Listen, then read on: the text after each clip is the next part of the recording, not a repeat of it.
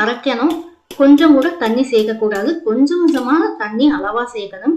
இந்த கடாயில வந்து ஒரு 1/4 டம்ளர் அளவுக்கு தண்ணி ஊற்றி அலாசி இந்த ஜார்ல போட்டு நல்லா நைஸா அரைச்சுக்கணும். பாருங்க, இந்த அளவுக்கு அரைச்சுக்கிட்டா சூப்பரான நம்மளுடைய உளுந்து சட்னி ரெடிங்க. ஒரு பாத்திரத்துக்கு மாத்தியாச்சு.